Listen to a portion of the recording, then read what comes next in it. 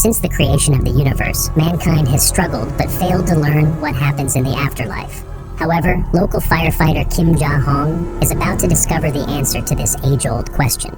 During a fire outbreak in an apartment complex, Ja-hong leaps out of a window 100 feet above the ground to save a little girl's life. Suspended by a cable, he dangles in the air while his colleague reaches for him. Sadly, the rope snaps, sending Ja-hong down to the ground with the little girl in his arms. Frightened, the girl returns to her parents while Ja-hong recovers and expresses relief over surviving the fall.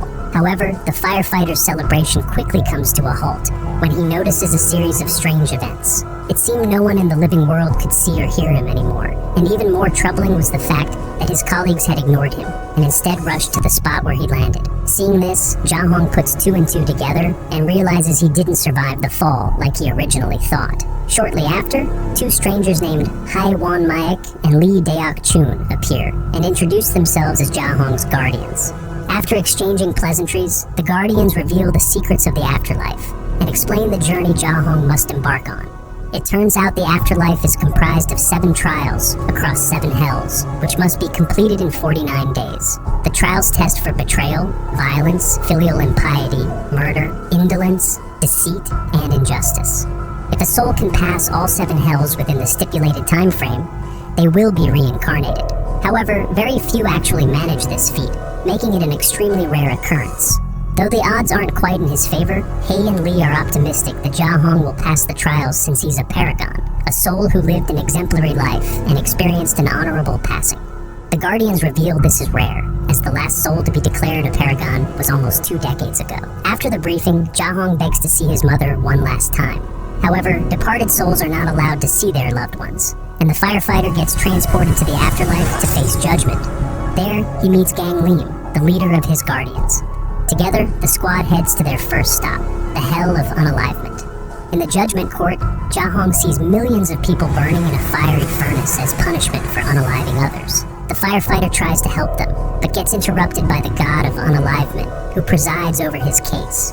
Beginning his trial, Ja-hong's prosecutors argue that the paragon is responsible for the passing of a co-worker. Replaying scenes from his life, the accusers show Ja-hong abandoning a trapped colleague during a fire outbreak, which ultimately leads to his demise. They charge him for prioritizing his well-being ahead of another, and ask that he be thrown into the fiery pit alongside the other burning souls. The Unalivement God considers their accusation, but offers to hear Ja-hong's argument before drawing his conclusion. Defending his client, Gang Lim argues that the firefighter was asked by his colleague to abandon him and save the injured civilians instead. As a result, Ja-hong managed to rescue 8 people that day due to his partner's sacrifice. After saving the injured, the firefighter tried returning for his colleague. However, it was already too late at that point, as the building came crashing down and ended him on the spot. Learning the full story, the Unalivement God made his final decision and declared Ja-hong innocent of the crimes levied against him. After passing the first trial, the group celebrates and quickly moves on to their second stop, the Hell of Indolence. On the way there, Gang Lim briefs his client on the subsequent trial. He explains it to be a judgment on how well he lived his life, and asks the paragon not to speak to the goddess and leave the talking to him. During the briefing, Ja-hong wonders why the Guardians are so eager to help and question them about it. While Gang Lim and Hai are skeptical about answering, Lee jumps in and tells him all about their mission. Unlike regular souls, it turns out the Guardians can't be reincarnated based on trials. As a result, they entered a deal with King Yomra, the king of the afterlife, and god of filial impiety. To get reincarnated, the Guardians must guide 49 souls to reincarnation within a century. At this point, they had led 47 souls through the afterlife, but required 2 more to finally get reincarnated. In the following scene, the group finally arrives at the Hell of Indolence. There, Ja-hong sees a horrifying sight. In the middle of the sea lies a gigantic structure with 3 constantly rotating boulders. Trapped souls are punished to run from the boulders for eternity or risk getting crushed. Others jump into the sea to flee, but get attacked by violent, flesh-eating fishes. Initiating the trial, the Guardians argue on behalf of Ja-hong and show multiple instances where he lived his life to the fullest by helping others. The firefighter's acts of bravery move the goddess of indolence to tears and even prompt her to give him a standing ovation.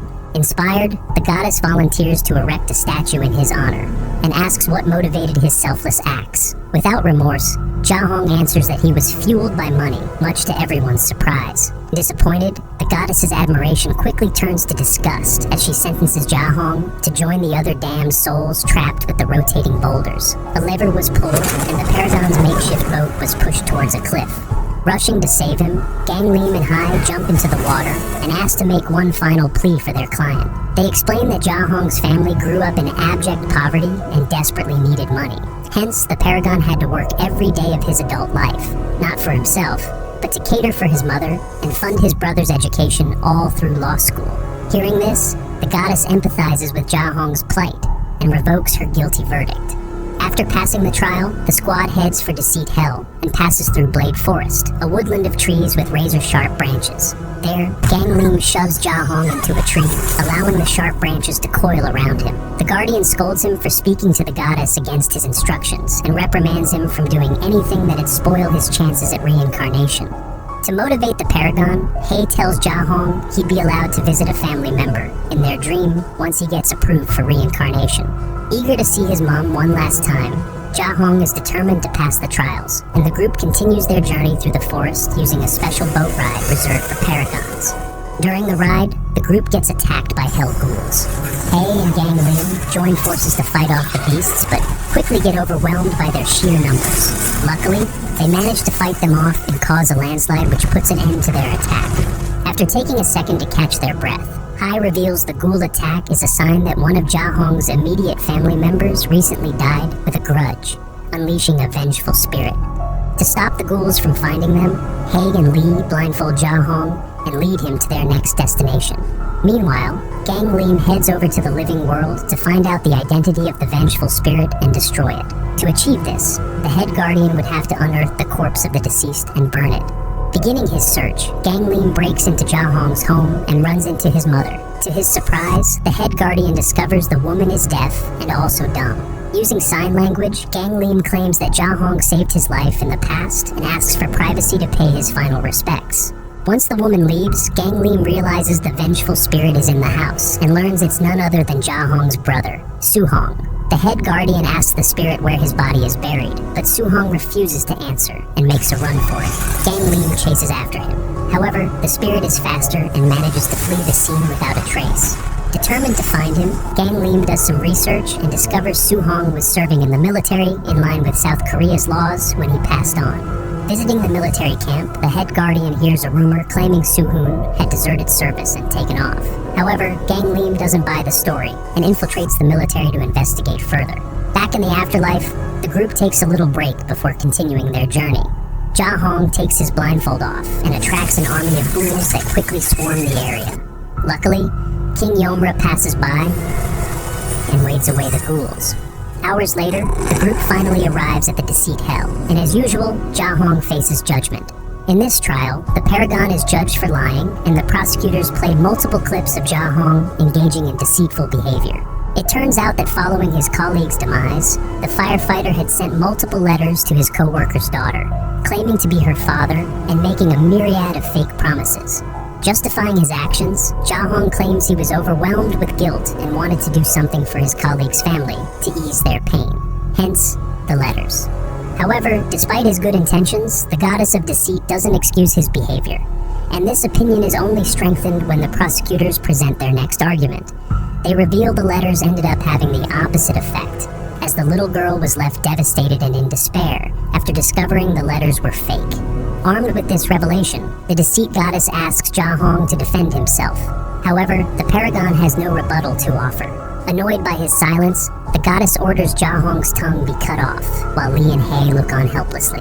Desperate, Lee contacts Gang Lim, prompting the head guardian to take control of her body. Storming to the stand, Gang Lim offers a counter-argument for his client. The Guardian reveals that the letters to the little girl weren't Jahong's only lies, as he also wrote several false stories to his mother. In these letters, he claimed to have a wife and a son despite being single. However, these stories made his mom happy and got her through a rough illness. The same case also applied to the little girl. Even though she was extremely sad after finding out the letters were fake, Ja Hong's kind words motivated her to do better at school and keep on living in memory of her late father. Thus, even though Ja Hong was a chronic liar, all his falsities had motivated others to do better and overcome challenges. Gang Lim's argument greatly moves the goddess of deceit and forces her to acquit Ja Hong of all charges. After the trial, Lee and Ja Hong get talking, and the Guardian ponders why the Paragon desperately wants to speak to his mom one last time. This prompts Ja Hong to reveal he recently bought an electric pot for his mom, which contained a letter. However, he never got the chance to give it to her. Before Ja Hong can go any further, Gang Lim interrupts their conversation from the living world and passes a message to the group. He tells Lee and Hai about Su Hong and explains he's still on the hunt to find his living body. However, the head guardian keeps the news from Ja Hong and lies that his brother is still alive. After briefing his subordinates on his progress, Gang Lim continues the mission and time travels to the night when Su Hong passed on.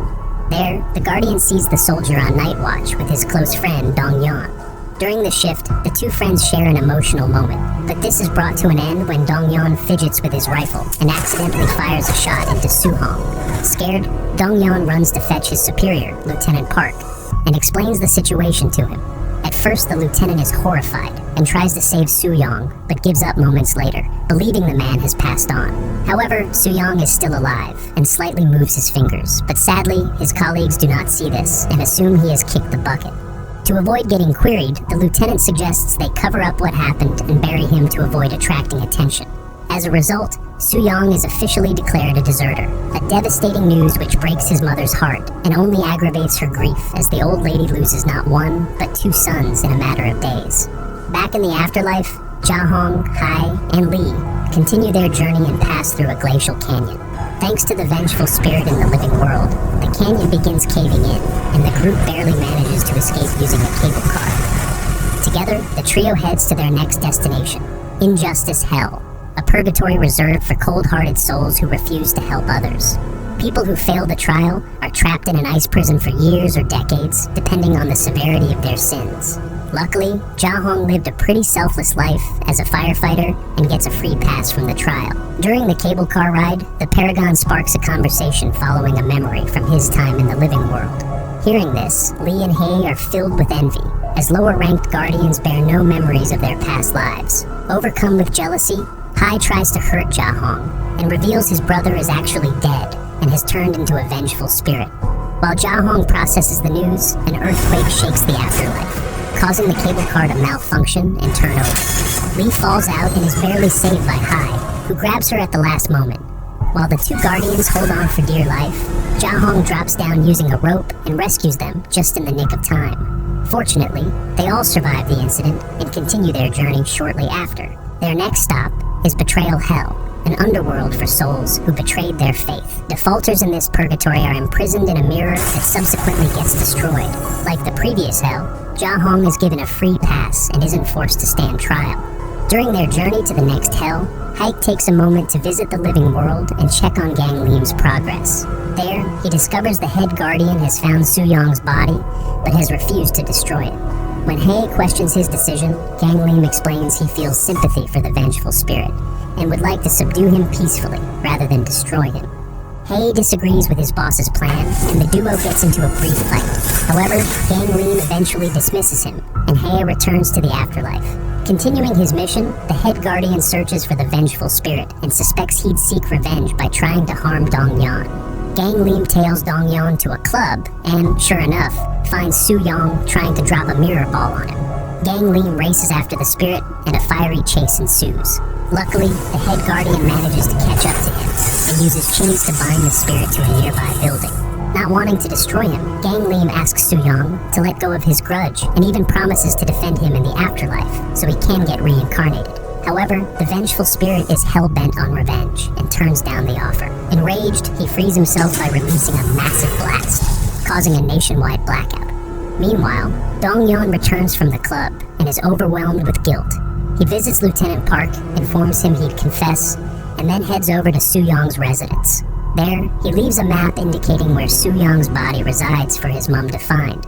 The vengeful spirit sees this, and the selfless action softens his grudge toward his wrongdoers. Later that night, Dong Yan's guilt gets the better of him, and pushes the army man to attempt the unthinkable. Gang Lim arrives at the location and finds Su-yong witnessing the act. Regretting his quest for revenge, Su-yong wishes to save Dong-yeon, but can't since he's unable to move objects in the living world. Desperate, the vengeful spirit asks Gang Lim to save his friend's life, and, in exchange, promises to do whatever he wants. Hearing this, the head guardian intervenes and saves Dong-yeon's life. After the army man regains consciousness, Su-yong delivers a message to him via Gang Lim. The vengeful spirit forgives Dong-yeon and asks him to let go of his guilt as the accident wasn't his fault. After delivering the message, Gang Lim takes Su-yong to the location where he was buried and transfers his spirit into his old body. Meanwhile, in the afterlife, Hae, Lee, and Ja-hong arrive at Vacuum Sink Hole, a deep trench filled with rocks that serves as the entrance to the 6th trial in Violence Hell. Gang Lim's actions in the living world go against the laws of the afterlife, prompting a major ruckus that hits the alternate world and sends the group falling down the trench. Luckily, they manage to hang on just in time for the disturbance to come to a halt, after which Ja-hong is arraigned before the god of violence to face judgment. During the trial, the prosecutors recount an instance during Ja-hong's teenage years where he brutally beat up his malnourished brother while their mom was asleep. Even worse, the Paragon never apologized and ran away from home in shame. Following the event, Ja-hong never returned home and stayed away from his family for over 15 years before his demise. The Guardians are shocked by this revelation and have no argument to defend his actions. Left with no viable alternative, Lee makes a desperate move and requests a combined trial. This implies Ja-hong will skip judgment in the Violence Hell in favor of a double tribunal in Filial Impiety Hell, the location of his 7th and final trial. However, combined trials come at a steep cost, as the defendant risks receiving a double punishment if found guilty, while his guardians would be stripped of their privileges and lose their chance to ever get reincarnated. Despite the cost, the group accepts the dangerous option and moves on to the Eternal Desert, an arid sandland, as they journey to Filial Impiety Hell. On the way, Lee wonders why Ja-hong beat up his brother and questions the Paragon about it, prompting him to recount the story. Apparently, Ja-hong's family was severely impoverished and could barely afford to live anymore. His mother was a single parent and terminally ill, leaving both Ja-hong and his brother to fend for themselves. Tired of living such a pitiful life, the teenage Paragon decides to end himself and his entire family to put them out of their misery. That night, while his mother was sleeping, Ja-hong tries to suffocate her with a pillow. However, Su-yong interferes and saves her. Fueled by rage and frustration, Ja-hong lashes out and beats his brother severely before fleeing the house in shame. Filled with regret, the Paragon swore to live the rest of his life making it up to his family and work tirelessly to earn enough money to take care of them. However, Ja-hong never returns home as he can't stand to face his family after all he's done. After the Paragon is done narrating the story, the trio gets attacked by an army of sand monsters. Meanwhile, over in the living world, Gang Lim strives to put Su-yong's soul to rest and takes him back to the military camp. Upon their arrival, Su-yong spots his mom entering the camp. It turns out the woman had found Dong-yeon's map highlighting her son's burial spot, and had come to check it out. The old lady meets Lieutenant Park and shows him the map, requesting entry to investigate. Realizing his secret is about to be discovered, Park manhandles the woman and throws her to the floor before ordering his men to escort her out of the camp. The old lady loses consciousness as a result of the fall and is carried out on a stretcher. Seeing his mother get maltreated triggers Su-yong's rage and returns him to his vengeful state. The disturbed spirit goes into a rampage and sends Gang Lim flying into the air before erupting a massive tornado that engulfs the camp. Park enters a truck and tries to make a run for it, but the tornado pulls him in. The lieutenant is seconds from meeting his maker when Gang Lim intervenes and saves him. Meanwhile, the tornado gets even more chaotic and bleeds into the afterlife. The whirlwind causes the sand beneath Ja-hong to give in, prompting the Paragon to sink beneath the surface. Lee tries to save Ja-hong to no avail and cries out as a last-ditch effort. Su-hong hears Lee screaming and sees his brother sinking into the afterlife sand. Realizing his actions are hurting Ja-hong, Su-hong stops, allowing Gang Lim to capture him once again. In the afterlife, Lee pulls Ja-hong out of the sand, right as the Filial Impiety Hell emerges from the desert. Wasting no time, King Yomra begins the trial and finds the Paragon guilty of trying to unalive his mother and brother.